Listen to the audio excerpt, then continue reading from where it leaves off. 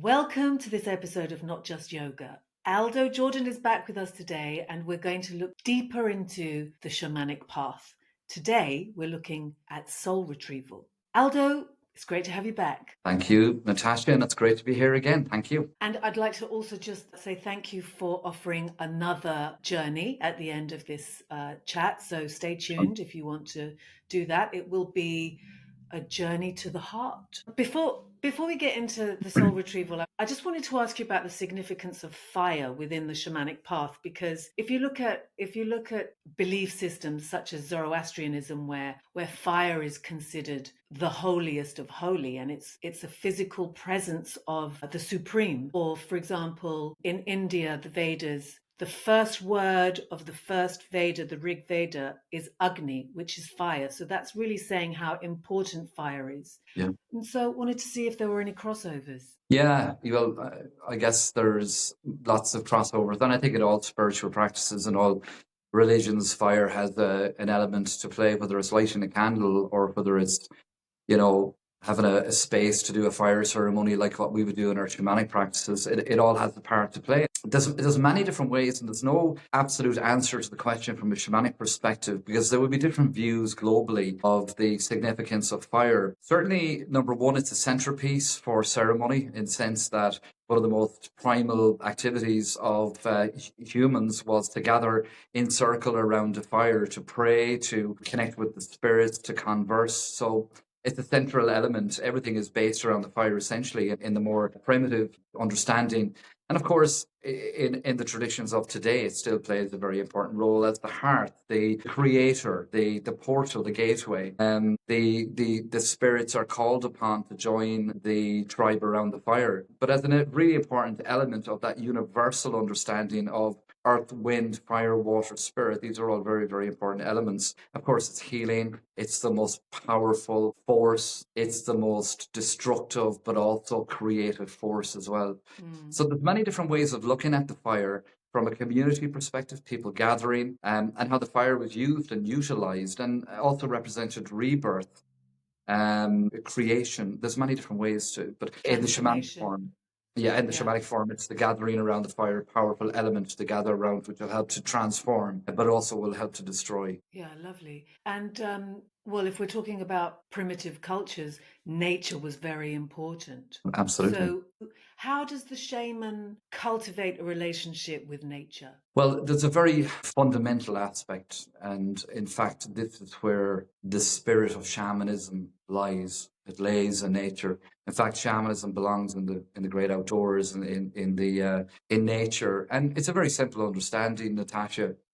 I am a spirit as you are a spirit. The tree is of spirit, the rock is of spirit, the river is of spirit. So all spirit, all consciousness, just in different forms. And one of the key roles of the shaman is to create peace between the humans and nature. In other words, to build a relationship with the spirits of nature. So if I can build a relationship with the spirit of the tree, the spirit of the river, the spirit of the rock, the spirit of the mountain, that's the universal connection. And we're all part of that consciousness. And human beings are part of that consciousness. So the broader version, the broader view on shamanism and connecting with the spirits, it's not just the spirit of the ancestors, the spirit of the spirit animals, the spirit of the spirit guides in general. It's the spirit, and consciousness is in everything. And for us to interact and commune with those spirits and get a broader understanding of our existence and our interconnection between the spirits of nature, that we're all equal. It's enlightening. We're all equal. We're all of spirit.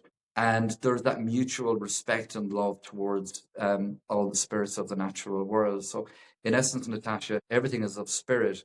I am a spirit, you are a spirit, the tree is a spirit. It doesn't mean I'm superior. It means that there's an equilibrium or an enlightening towards that spirit. What's that word, irony? Well, enlightening is typically used in South American shamanism, and it's what enlightening means is a suspension, an equilibrium, a humbleness towards the spirit that abounds this earth, and that we're all equal. There is no hierarchy within that.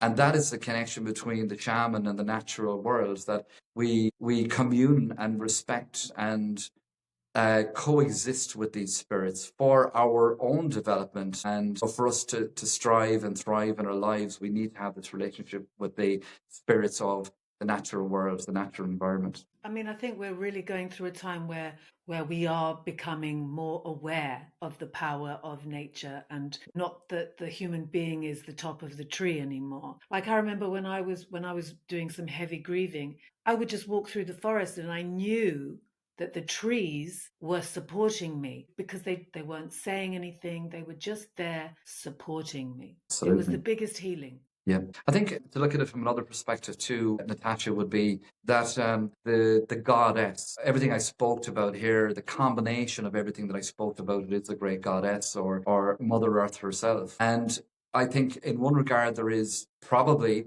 an awareness, a deeper level of awareness. And the flip side to it, Natasha, would be that the more we get embedded in technology and separate ourselves from the natural world, the more there also can be a divide created. So one of my roles is to bring this information to people, to my students, that for us to be in our power, to be power filled, we have to incorporate the natural world into our existence, into our lives. And the more and more that we disconnect from that, the more and more the feeling of isolation will come, and that the most powerful medicine of all is the natural medicine of the earth. That's the most powerful medicine for the human.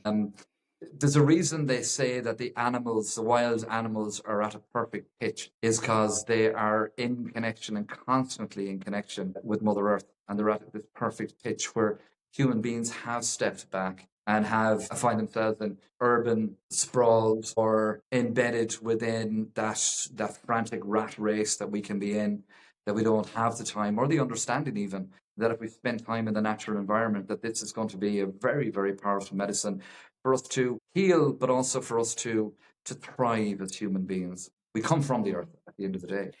Yeah, you know what? I just saw today a post which was really interesting, talking about social media. It can have its positives. For Yeah. example, I just saw a post which was fascinating. It's if you take the seeds and put them in your mouth and cover them in your saliva, the plant reads your DNA and sees what is deficient. And when you plant it, it gives you that. I mean, that's just so beautiful. It's Beautiful. it's a beautiful, absolutely. I mean, and the big, I'm very aware of what you just said there. Through the plant is such a powerful medicine in the old traditions, where the medicine cabinet is the natural world, and that the Yeah. plant know what the local people require. The plant seems to innately know this. The general understanding would be that the honey we eat should come from our local environment. And I mean very local environment, in fact. Mm, mm. And the medicine cabinet is in the natural world around us, because the plants that grow in our direct vicinity have a direct connection with the energy of the people that live in that direct vicinity. Therefore, Yeah. they're more in touch. They're more in touch, and they know what the local people may require as medicines. And it might seem very insular or very, confined, but the reality is that all of the plants that would grow within half a kilometer or half a mile of where I'm sitting right now will be just replicated right across the country anyway. And that the honey that the bees produce, the honey that we should uh, eat, should be from very, very locally sourced honey, because its vibration is a similar vibration to ours, because we reside in that very location. Yeah, you know, my neighbor had bees a couple of years ago, and she said she never felt as healthy as she did when she was having the honey from the bees. Absolutely. I suppose in relation to what we've just talked about, most certainly our ancestral energies are in that land. So in other words, our ancestry, our very vibration is in that land, and the plants grow on that land, and they are very much tuned into what our needs are. And that's what would have happened, Natasha, down through the centuries and millennia here in Ireland, and of course in the UK and other places, that this was the larger it was the medicine cabinet, and you didn't have to travel too far from where you lived to find that stuff, you know. Yeah, and I'm just really happy that that's coming back. And the work that you're doing as well, just with your students, taking them out into nature Yeah. and getting them to cultivate their relationship, it's beautiful. I'm sure there's many people doing the same, and we need more and more of it. So perhaps we can talk about soul retrieval now. Yeah. You can give me a little bit of the background and what kind of people actually come to you and you know that that's what they need. Yeah. If I, and I would explain the same to my students, that 70% of people that would come to me for one-to-one healing sessions looking for help would be individuals that would be looking for, or what they need in the shamanic sense would be soul retrieval, which is an ancient practice, understanding that when human beings are frightened, and that can be quite a broad term, they're frightened in whatever shape or form, traumatized, that elements of their soul fragments and leaves. So the fragmentation of the soul is through the fright of the trauma. So the trauma is the effects of the event. So it's that fright where the individual is affected and negatively affected by that. And what they require is a power connection. And the power connection is that the shaman traditionally will search for the lost portion of the individual, discover it in the other world, in the other place, not here, not right here, find it and bring it back and integrate it into the energy field of the individual, of that soul lost sufferer. More so in my teachings, and how I will bring this into play as well, is if the individual is willing to embark on this journey with me, where they will discover where their soul piece is, and they will find it and they will integrate it through the guidance of myself, which is a great way, and it's a very empowering way, rather than the shaman doing all of the journeying and the soul collection. That if there are individuals that we would like to bring on a pathway to a place where that soul piece can be found, and that they see and they connect with that soul piece, and they interact and they communicate with that soul piece, and they eventually will integrate that soul piece themselves in that shamanic journey. I will teach that method all day long, because it's a very therapeutic method of soul retrieval, where it's not just the shaman that's going to go searching for the soul piece.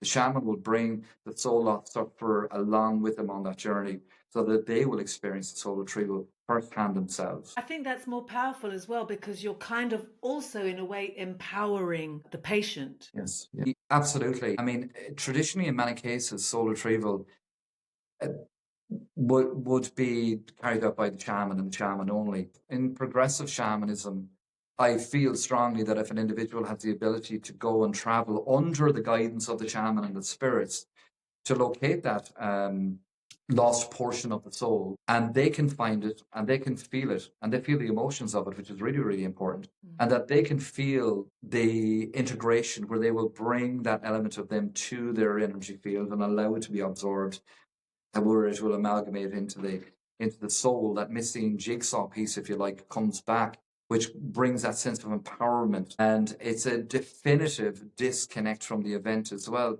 I'll give you an example. Just literally, I've been doing soul retrieval here all day. So, and then I connected directly afterwards with yourself, is that there was a lady with me this morning who, at the age of 2.5, her dad suffered a massive heart attack and died. And the 2.5-year-old girl was in the house when that took place. And she suffered soul loss as a result of it. That the event was so frightening for the little girl that a portion of her soul left through that frightening experience. 52.5 years later, she comes to me and understands now, at the age of 55, that this had a pretty profound impact on her life. And not just in multiple different ways, the sense of abandonment, sense of rejection, and the maybe not so healthy relationship with the masculine. The 2.5-year-old child doesn't understand death, doesn't understand heart attack. But what the child does understand is that this staple individual, the father, is no longer in her life, just like that. That has a profound effect. And that brings in a mistrust towards the masculine. Not that he intentionally left this world, but the child felt abandoned and rejected because dad is not here anymore. And that has a profound impact. Yeah, I mean, also there's the lack of whatever the child needs in the developmental stages. Yes. That's also missing. And so that can also lead to low self-esteem, I suppose. But what's interesting is that I guess the first part of the healing is to actually own it, to Yes. actually accept the fact that this is the problem and I was traumatized, because that in itself is a really, really big step to make. Yes. It's a profound impact on a 2.5-year-old child. You see, when a child is 2.5, the child doesn't say to themselves, I think I've been traumatized by the event. The child will continue to develop and grow, but with a very important individual not in their lives anymore. And it's not just a very important individual, it's also that an element of themselves is not in their life anymore. An element of themselves has been externalized. Let me give you an example, Natasha. I was beside myself with fear. I was frightened out of my wits. These are sayings we would say regularly. What it's suggesting is that I was so frightened that I was beside myself. That's certainly a suggestion that something has been externalized, something has Yeah. been brought out. I was frightened out of my life. All these words we would use, I was frightened out of my mind. These are constant words that are saying that it has such an impact on the individual that they feel, or these words are suggesting that something has been externalized through that event. A lot of people who are in car accidents or they're involved in some kind of a frightening experience, some people will say that they've viewed the accident from an external position. It's almost like they've seen it take place. There are a number of ways of describing soul loss, soul fragmentation. And an element of the soul fragments and leaves the body.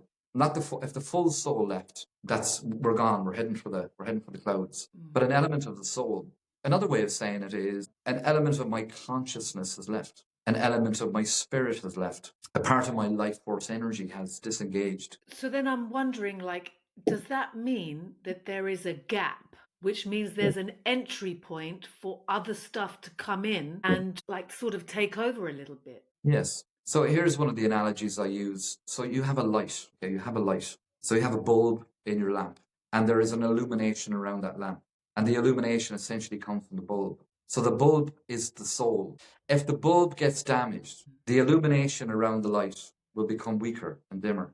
And the more that bulb becomes damaged, the weaker that illumination around the light becomes until it becomes very, very weak. That's the same as us as human beings. If the soul has been damaged through the traumas, the fragmentation of the soul, the luminous energy field that surrounds our body is compromised. In other words, the luminous field, just like the glow around the lamp, becomes weaker. The luminous field is the first energetic protection that we have. If the luminous field is strong, we've got a lovely protective energy around us. You'll see it in the halo of Jesus in the pictures or paintings. You will see it in the Buddha. It's this illumination. Essentially, that is the luminous field. If the soul is damaged through soul loss, the luminous field becomes weaker, and that opens up the doorway for energies to enter the body, and more stuff will take place then. Yeah. It reminds me a little bit of Dracula, because he says, you have to invite me in. And I find that that's very interesting because, I mean, okay, I know it's a story, but he cannot hurt you or he cannot enter unless he has been given permission to do so. Yeah, yeah. And in a And way, it's the same. in terms, yes, it's the same thing. That something then can drain off you. Something can take from you because there is no defense. The defense mechanism is so weak. And what happens when the defense mechanism is weak? A doorway does open. And I've seen people time and time again to be in this constant state of soul loss within reason, that it's bad luck and it's illness and the immune system is shot. And in our shamanic understanding, anyone suffering from any form of mental health condition is a soul loss sufferer of more extreme.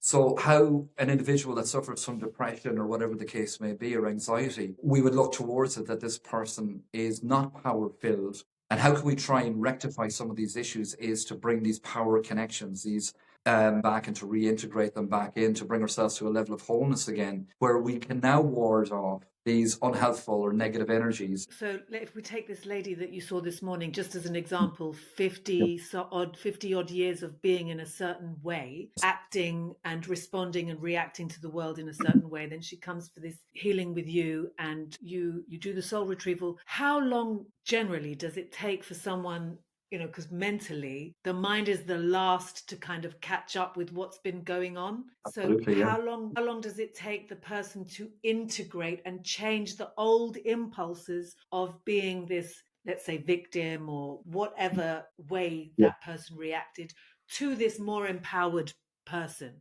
Yeah. Well, I mean, there is no definitive answer to it because everybody is uniquely different and their story is different and their soul loss is different, how they perceive the integration of that soul piece. So it all varies. So there is no specific answer to that. But, the first thing is to believe, and to trust the process and believe that this ritual that has just taken place will be beneficial. And that's one thing that's very important, to believe and to trust that what's just happened is going to have a positive impact. So I've seen two ends of the scale that it can be a little bit longer. How much soul retrieval is required, because it's not a one-stop shop. It can take time, and it depends on their own story and their own traumas. But from once the soul piece is brought back in, it will take a little bit of time for it to integrate, but also for the body to get used to this new energy, this new state, and cognitively for, what you will find in time is that the old themes that they followed, which were based on trauma, decisions, mindset, thinking patterns will begin to change and come back into a new state or into a more organic state.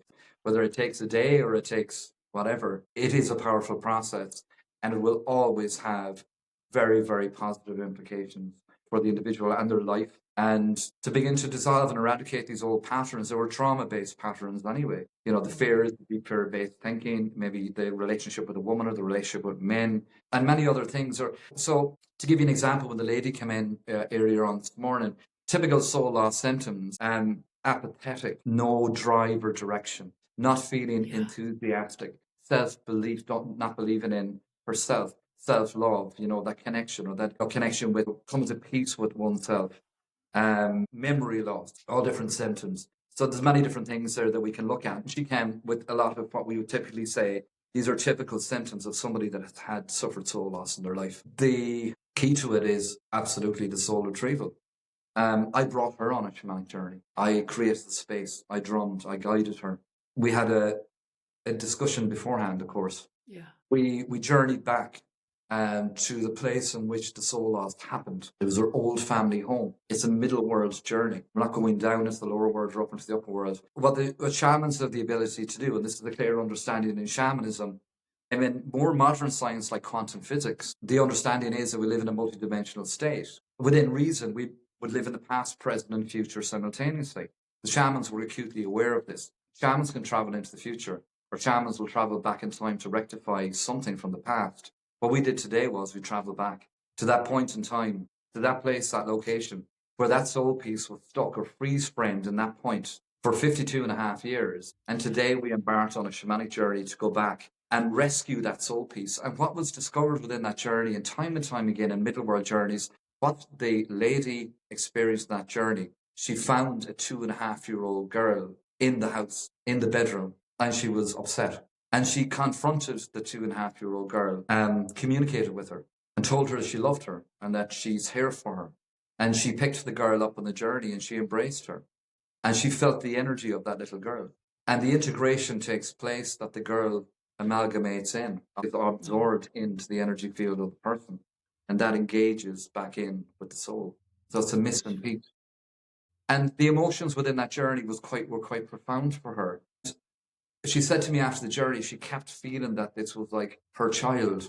It's like, I'm an adult there, so I'm like the mother. In hindsight, yes, she's the older version. They're all the one. It was her meeting her in the shamanic journey.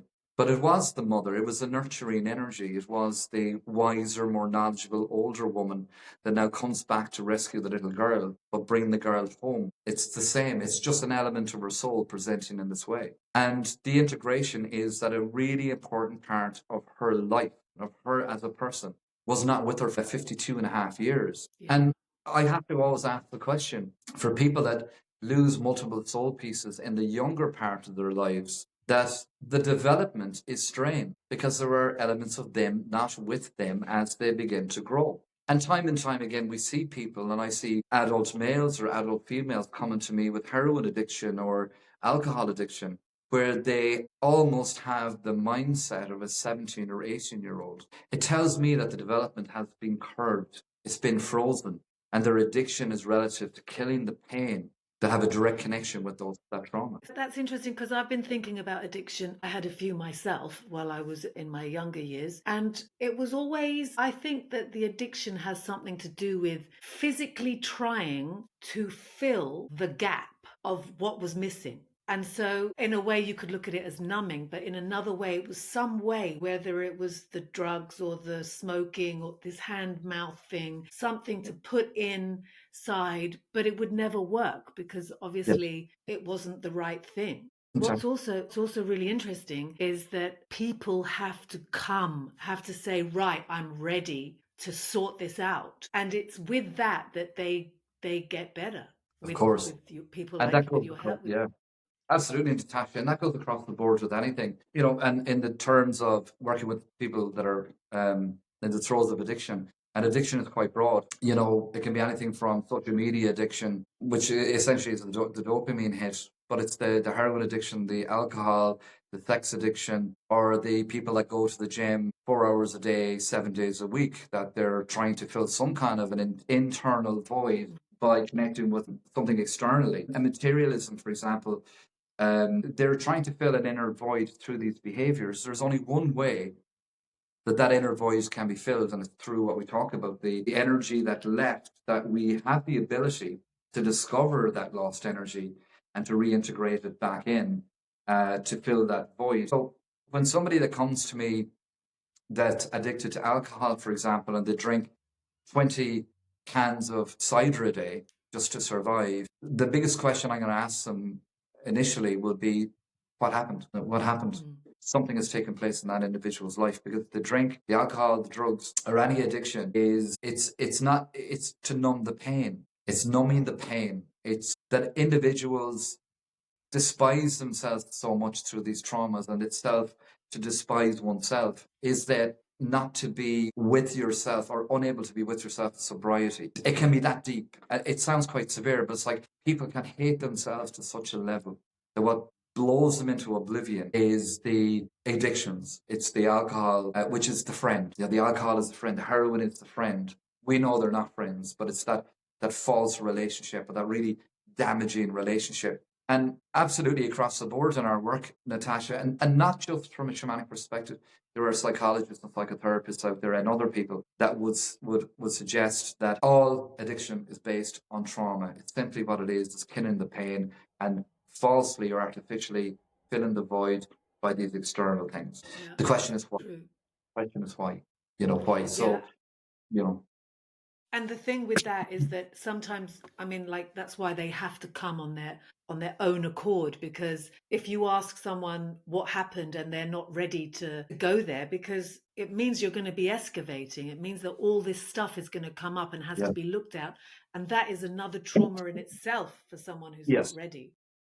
Yeah, through the dialogue. So my version of, and this is how I teach one-to-one shamanic healing sessions, will be that we start off with the dialogue and the counselling, if you like, and we will spend a considerable amount of time having a conversation about their lives, and I will prompt particular questions that will be to discover what part of their life were the traumas related, and even some people that it gets buried so deep, and it might have been so young in their life that, number one, they may not be aware of it, and number two, that they have buried it so deep it's almost beyond the retrievable memory. And that's where we'll work through the dialogue. And a lot of soul loss can take place through womb trauma, through birth trauma, and through the first year or two of an individual's life that they may have no memory of, but they still will present with soul loss symptoms, depression, anxiety, addiction, or whatever the case may be. So some of this has gone back into early, from essentially in the womb of your mother, where your mother has been heavily traumatized and it's just been passed on to the baby in the womb. Or the mother may have been in a violent relationship and there was violence within that relationship that the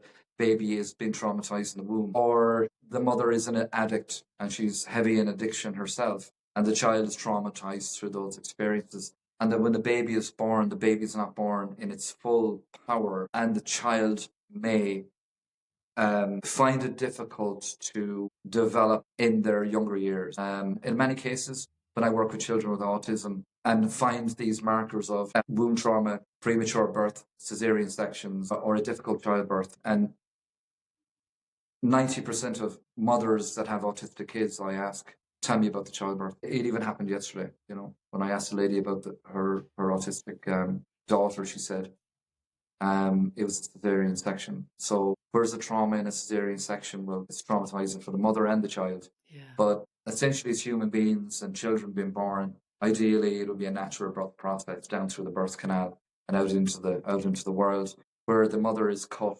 That instigates soul loss. But when the child has not gone through the natural birth system and is literally yanked out, that's very traumatic for that baby. And that baby, without question, will suffer soul loss. Issues can become prominent later in life. That's relative to that. I mean, there's the other thing about trauma is that it's as if it happened. It's still alive now. It's as if the event is still happening. Yeah. And Yeah. so it's I'm also glad you finding a said way. that. I'm really glad you said that, Natasha, and I'll tell you why. Going back to the lady this morning who who suffered soul loss at 2.5. While that element of the soul remains in that place where the 2.5-year-old was traumatized, then the 55-year-old adult woman is still within reason, stuck within that trauma. Why? Because there's a piece of her still there. And how do we definitively disconnect from that event? Is that we need to rescue what part of us is still within that event. And that goes for anything. It goes for any event of a frightening experience, a trauma for an individual. If we don't recover the element of us that is still there, within reason, there is an element of us that's still within in that event. And that stands to reason that the recovery or the retrieval of that soul piece is vitally important. What we'll do, Natasha, we'll go back to our last podcast. The lady gets bitten by the snake in the forest. Yeah, yeah. She was frightened. She returns back to the village, but not in her entirety, in her full being. Yeah. Shaman is called upon to search for that lost portion of the lady, and the shaman will bring that lost portion back to the bed in which the woman lays to integrate that element of her that she lost, to ensure that the lady will overcome the snake bite. The fear is that with that lost portion of her, it has made her weak. And the distinct possibility is maybe she will not overcome that snake bite, and maybe she will die as a result. How can we ensure she doesn't? We look for, and the shaman finds that version of her at the very place in which the snake bite took place, to bring back and integrate it as a priority to ensure she will overcome the snake bite. When we look at that story is not a lot different to what I spoke about of the lady going back, retrieving the 2.5-year-old girl, to ensure that she becomes stronger and she becomes more vital and that she becomes more driven and she becomes more joyful and she becomes more peaceful from within. Integrated. The story of the snake bite is a story of a Bolivian tribe. So it's an absolute true story, and it would have multiple versions of it, but that's the core of the story. But when we track it back to this morning here, March 2025, it's the very same kind of story. Yeah. How do we move away from these events? We need to retrieve what's been lost. And in the terms, Natasha, of recovering stolen soul pieces, which is a real area of soul loss within our work, is that if we were in loving relationships and we had intimate relationships with people and we intimacy through sex, etc., that there is a dance between the two souls of the two people. But later down the line, if that relationship becomes fragmented and there is a breakup, it essentially means that that ex-girlfriend or boyfriend or husband and wife hold elements of you within them. And it's vitally important for us to go back and do what we call a recovery of stolen soul pieces to definitively disconnect from the relationship. Or it may be an abuse victim who needs to gather from the abuser, or a rape victim that gathers from the rapist, or the over-controlling parent who will need to gather stolen soul pieces from that over-controlling parent, or that over-controlling partner in a relationship where they subjected us to control and intimidation and manipulation, or the bully in school who bullies an individual. And what they're essentially doing, the bully, is disempowering that person. And they are stealing energy from them. Yeah. Now, this is a huge issue that I'm sort of like dealing with at the moment. I'm writing an article on narcissism, and I really feel that the healing that we need is to actually not give the power away to this person, because the bully was bullied and doesn't know any other way of being. And I also think that the bully is even perhaps more or further along the line, uh, harder to bring back than the victim. The victim is more likely to want to change the scenario. And so, how do we learn to retrieve the soul or retrieve our power and not vibrate at the same level that another bully comes in and makes us feel like we have to implode again? Yes, yes. That's the important thing going forward. Yeah. So one thing I'll say, Natasha, is that soul retrieval is specifically, strictly, absolutely a shamanic practice. Despite what we'll see coming up on, Facebook advertising, become a soul retrieval practitioner without studying shamanism, it's quite terrible Yeah. and exceptionally dangerous, because soul retrieval, you need the broad, universal understanding and training of shamanism to uphold it. It's not something that you can train on a standalone basis, because many things can happen in a soul retrieval session where your knowledge needs to be relatively broad beyond soul retrieval, to rectify something that may present, like a curveball, something that's just For coming out of sure. the blue. So that's the first thing I'll say there. How do we gather soul pieces back? Well, all I can say from a shamanic perspective is go to an individual who is reputable shamanic healer in soul retrieval. It's like if you need to get your filling in one of your teeth, go to a dentist. Don't try it yourself. It's probably bad advice. You know what I mean? It's very specialized work, and that's kind of what I'm getting Yeah. at. No one is void of soul loss, and I mean no one. It comes in on different levels. The 8-year-old girl falls off her bike, she cuts her knee, she calls for help to mom and dad, nobody comes to her rescue. There is an element of soul loss in that. Is it because she fell off her bike she lost a soul piece, or is it more that nobody came to help her? That's the question there. Then the question is, how does the individual take the experience? This is what Victor Chirone, the homeopath, would say. It's how the individual understands the experience. Yes. And How based they on that, you do your work. Absolutely. It's how they perceive it to be. And also all of the soul losses that people may suffer in their lifetime, all of those soul losses are interrelated, they're interconnected in one shape or form. In fact, all soul losses that you would suffer in your lifetime has a direct relationship with the very first soul piece you ever loved. As the 8-year-old girl or the 2.5-year-old girl, they're interconnected, they're interrelated. And it's how they perceive it to be. It doesn't have to be the big seismic events, and sometimes it is. Sometimes it's a culmination of multiple different events that takes place that eventually will form into a bigger system of soul loss. In psychology, they will talk about disassociation. In shamanism, that disassociation is that if we've lost so many elements of ourself, there's this lack of connection to oneself. We disassociate, where something has been driven out. An element of our consciousness is not there. We're not fully intact. So there's many different ways we could explain it. It can be the Big Bang can create huge soul loss. It can be the culmination of small soul losses that become a bigger soul loss, and essentially will probably become the straw that broke the camel's back eventually. That it's just one extra thing that we just can't take the weight of that anymore. It's a fascinating area, Natasha. Yeah, We sounds have it. more psychotherapists and psychologists in training with us at the moment, because they are deeply interested in the spiritual element of individuals that are deemed today as having, in inverted commas, mental health problems. And a lot of them understand that there's more goes on with an individual when it comes to trauma than from the neck up. It's actually encompasses the whole person, their heart, their soul, and everything in between. And Yeah.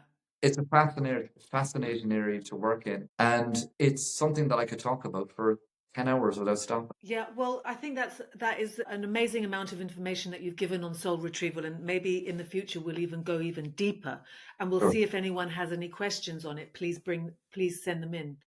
Absolutely. I would like to ask you about the song. some shamans, they use the song to take them into the spirit world. I know you use the drum, so in a way it's kind of the same thing. Yeah, some shamanic traditions would have song. The storytelling would be the song. So, for example, in Ireland, the tradition of the storytelling or the shanachie would be the song, or the poem would be the song. It would be. Right. It's just like the indigenous shamans of Mongolia, for example, and their songs. Their songs are their stories. It's just how they present them to be.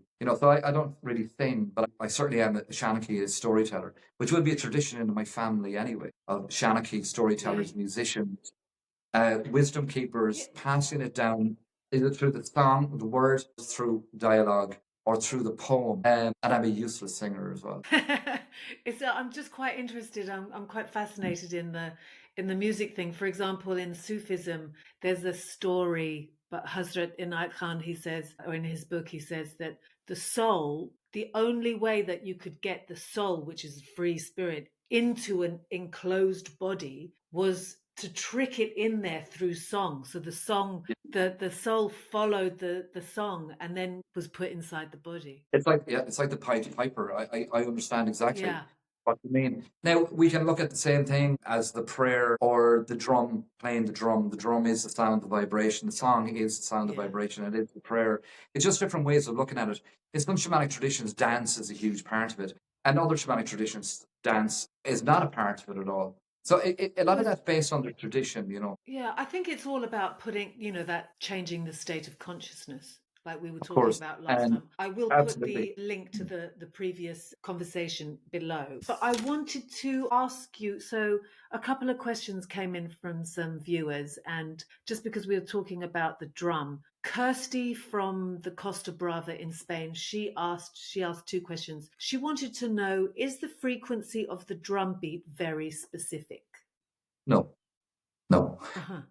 yeah, because Okay.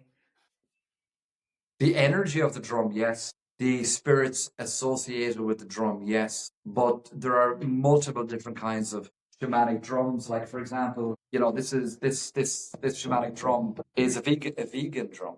So that's a vegan drum, synthetic drum. No animals were harmed in the making of this drum.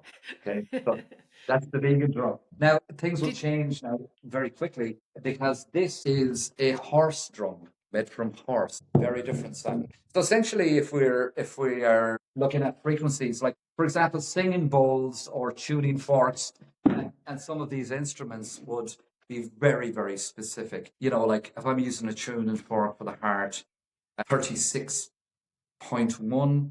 Am I right in saying that? 36.1 frequency, which is a very specific frequency. Drums don't have that specific frequency because they vary in size, what they're made mm, from, the temperature, the moisture levels in the air. So as it's like if I bring my bison drum to the fire, it gets very tight, and I play it, and it's a very high sound. And then over time, as it cools down, it begins to go into a much deeper sound. So there isn't a specific frequency from the playing of the drum, but there can be and will be, and should be a spirit attached to it, if you know what I mean. I think she's talking about the frequency of the drum beat. So maybe the tempo Oh, she's sorry. talking about. Yeah. Well, I mean, in some shamanic tradition, sonic driving would be playing a drum beat at somewhere around 4 beats per second. Hmm.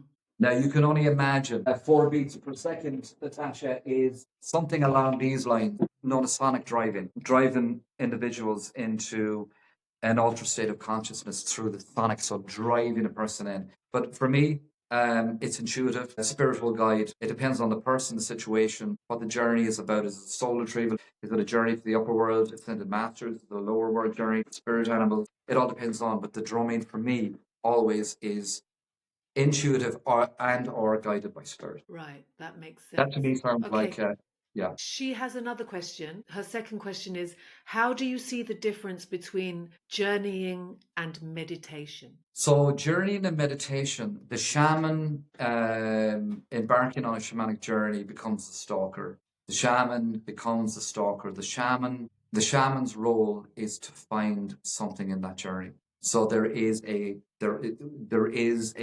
something to be found. An So, in other words, intention. the shaman, enters journey state, and the shaman is now stalking awareness, and the shaman eventually is to find something, whether it's a soul piece or whether it's something to do with ancestral healing or his past life healing or whatever it's to do with.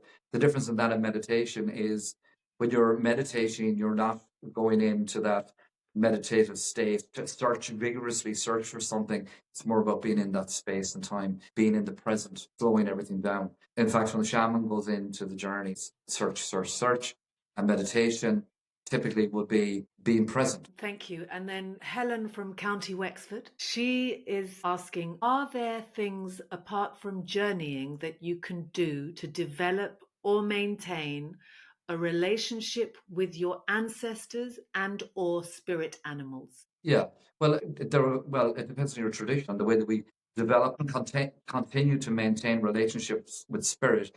It's entering the altered state of consciousness, i.e., the shamanic journey, and that's where we will meet, communicate, and continue to maintain the relationships with the spirits, whether they're in human-like form, i.e., the ancestral spirits, or the animal spirits. So I can only say that's the method that we would use. Honoring the ancestors, yes. I mean, at Christmas time, I will make a dinner for my dad and a dinner for my brother who are no longer with us in this physical world. And that's a lovely honoring and a gift to my ancestors. But to get into the depth and the deep side and to communicate and to continue to develop and continue to uphold a relationship with spirit, whether it's the spirit of your dad or your far-flung ancestors, there's one way of doing it. And the doorway into that is the altered state of consciousness, the shamanic state of consciousness, i.e. the shamanic journey. Outside of that, there are multiple ways of doing it.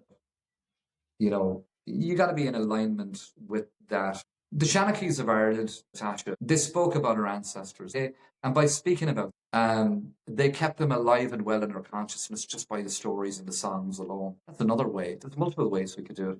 I can typically just give the answer from a shamanic point of view. It is the shamanic journey, typically. Yeah. I mean, I connect to them every morning just before my practice. I make it something that I do daily so that Of course, yeah. there's that connection there. Simple things like lighting a candle. I mean, these are very simple, basic. As long as we have the intention behind the action, that's where the power will be found, Yeah, yeah. Well, Aldo, I mean, again, enlightening as ever. Thank you so much for taking us deeper into the shamanic path. And thank you. Still much more to discover. And Absolutely.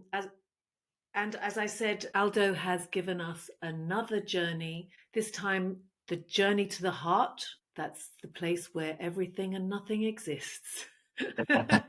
So, Aldo, thank you. And stay tuned, everyone. Thank you for being here and tuning in. That journey will start now. So do get comfortable. Aldo, see you again. Thanks a lot.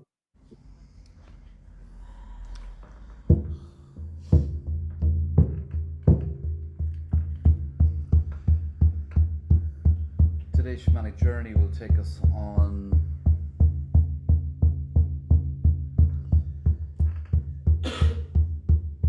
an inner journey to our heart. Be comfortable in your space. 2 feet touching the ground.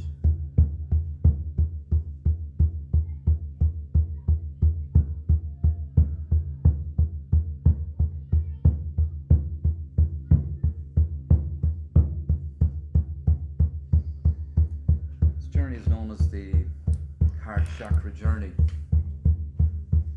Touching base on a deep level with your heart.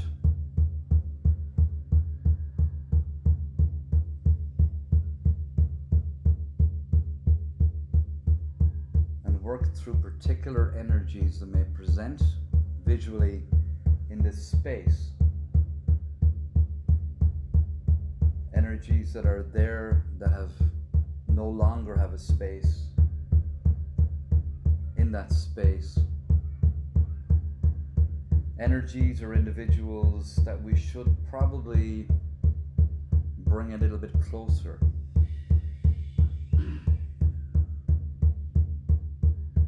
The debris, the clutter, the remnants of the past.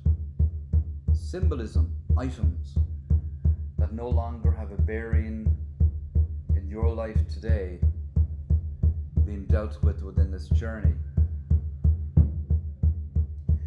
We will always start our shamanic journeys in a place that we call the safe space, the happy place, the sanctuary.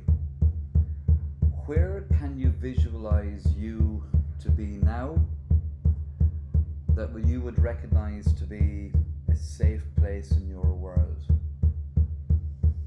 A beach, your sitting room, a playground when you were a child. Visualize yourself in that place. We call it the safe place, the happy place, the sanctuary. A place that will bring up happy memories, maybe. A place that will bring elements of peace. The river's edge.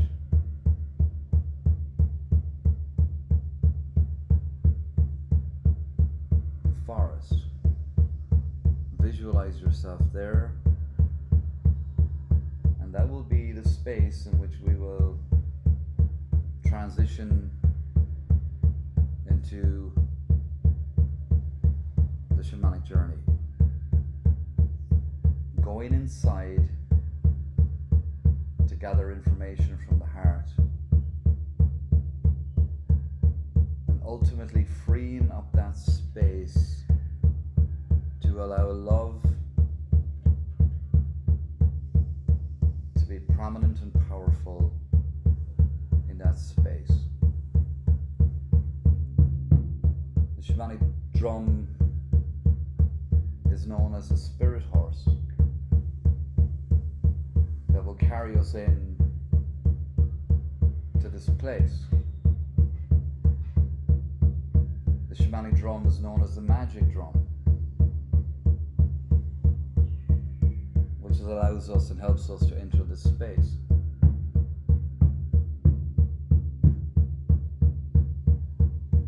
The shamanic drum promotes what we call the theta brainwave state. The brainwave state for us to enter, to alter the state of consciousness and travel at will to a particular place to gather something, to heal something.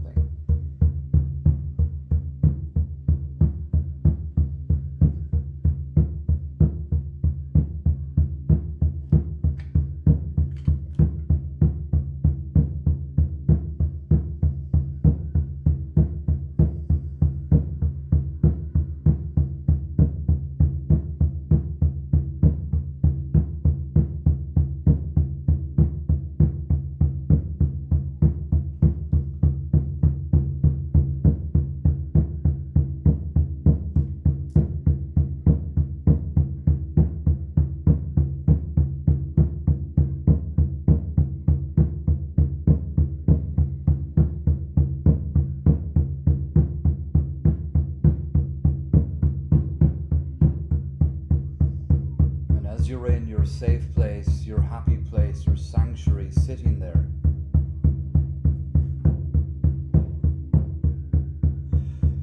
Whether it's indoors or outdoors, I'd like you to visualize yourself standing up from that place.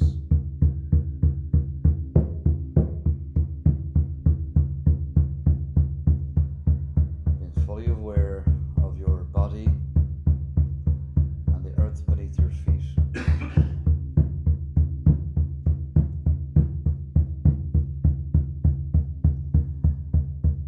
I'd like you to take a look down at your chest, and what you should see is a green glow.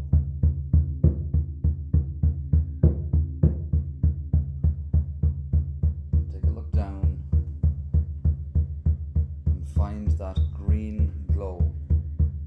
Green is a color of the heart chakra.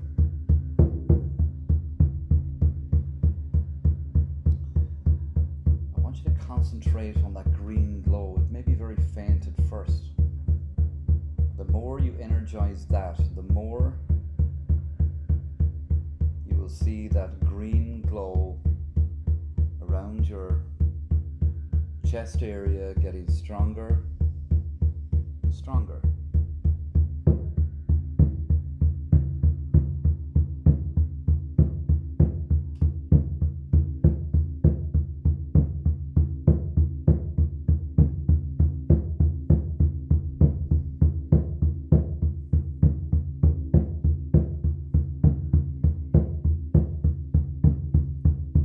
Continue to energize.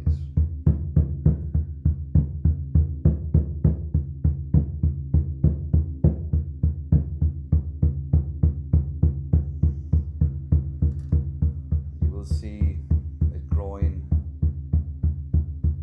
bigger and bigger, that glow.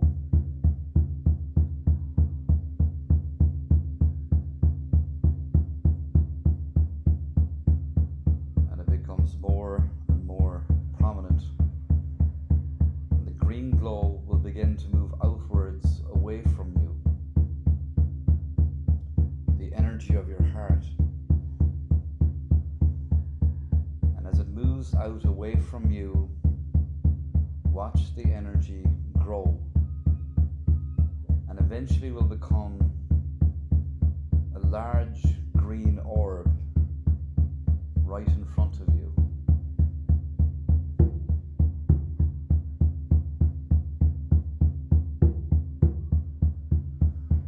You stand facing that large green orb.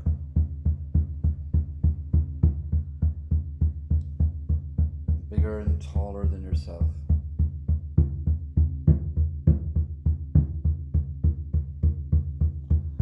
This green orb will become the gateway to your heart. A portal, a gateway, a doorway to your heart.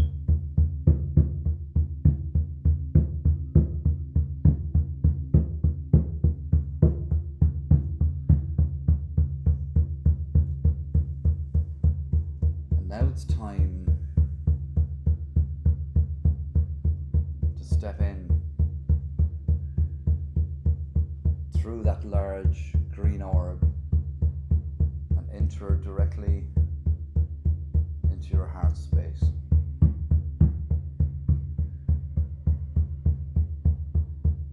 Trust and believe.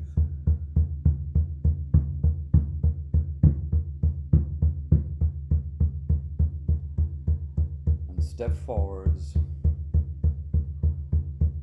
and you can walk right through the orb into the center, just like a bubble. Trust and step through.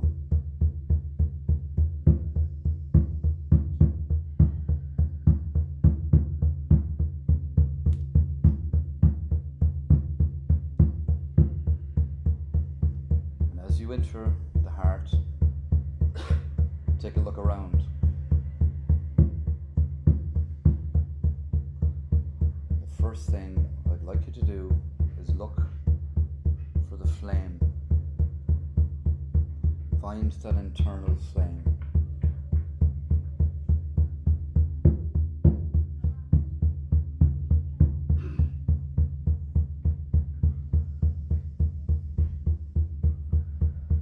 What kind of state is that place in? What clutter may be in the place that you can offer to the fire? Blow the flame with your breath. Who is in the space that has no place in that space anymore? Ask them to leave in a very gentle way.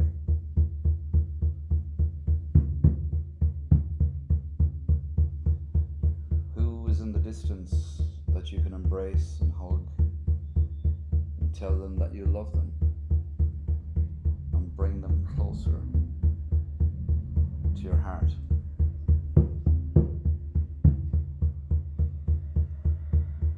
What cobwebs are growing on the walls of the heart that can be cleared, brushed away. And if you find fresh scars or scars on the wall of the heart, I'd like you to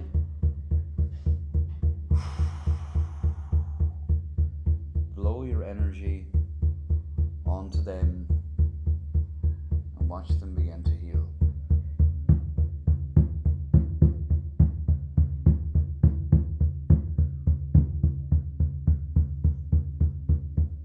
Feed the fire. Illuminate the space.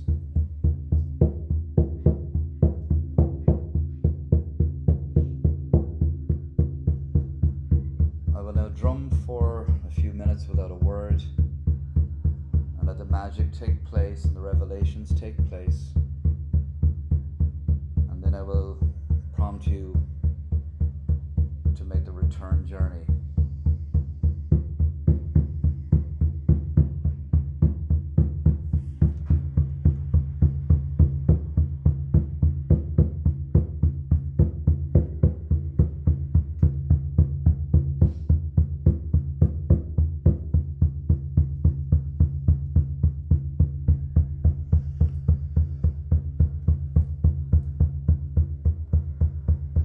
Say the people in the heart, to bring them closer to you,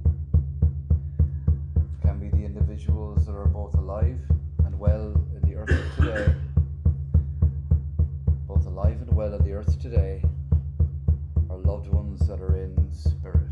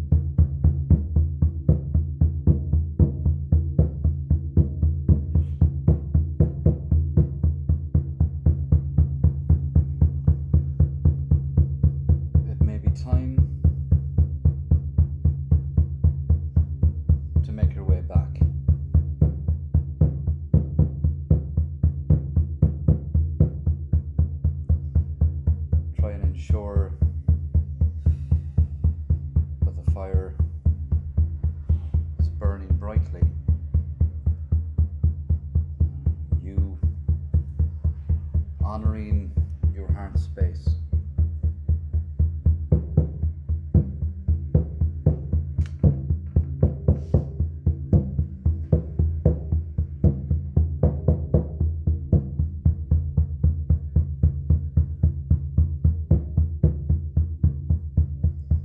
And nice and gently begin to make your way down through the heart to the external space in which you entered initially, and just the very same in which you walked in, you walk back out.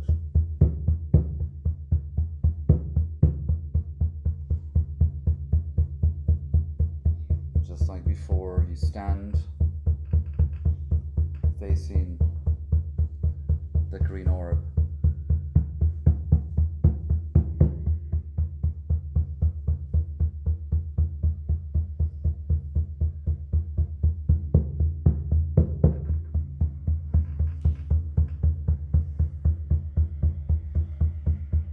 The green orb and that glow, that green glow, will begin to start coming back in the direction of your chest.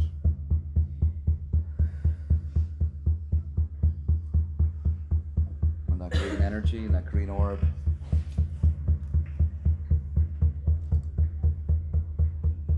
will get smaller and smaller as it travels towards your chest and begins to enter your heart center, until eventually it will revert back to how you connected with it initially, is that green glow around your chest area.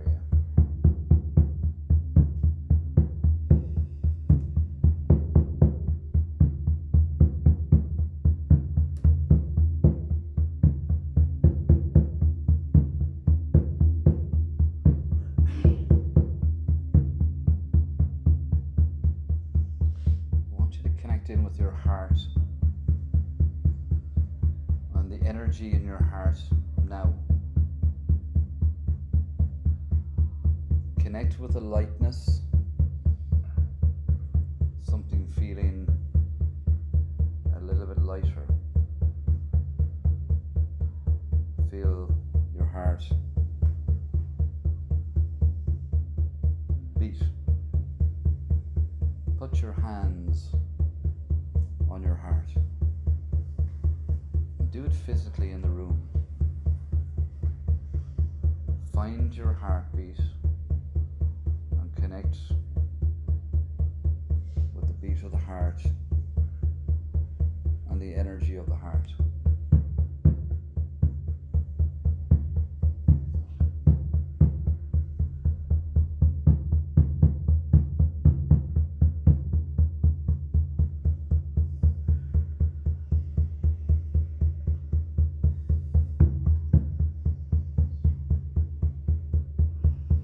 Tell yourself, and just say, I love you.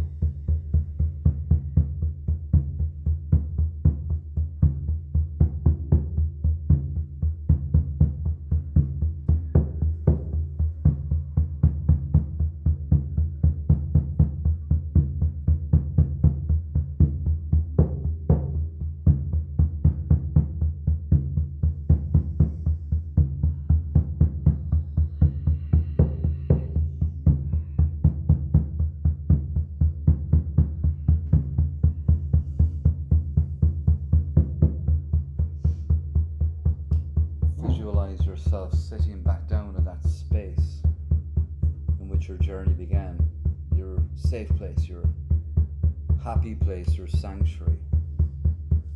Sit down for a moment. Reflect upon your journey. Let the healing energy settle within you.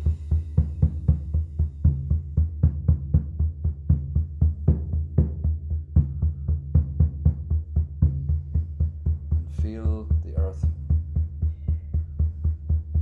pulsate beneath your feet.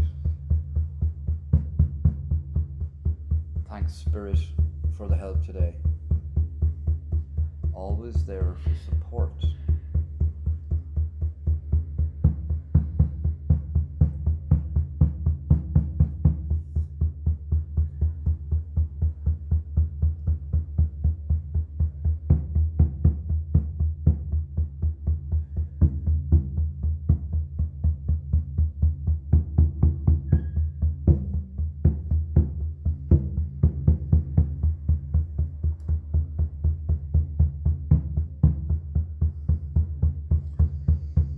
Shamanic journey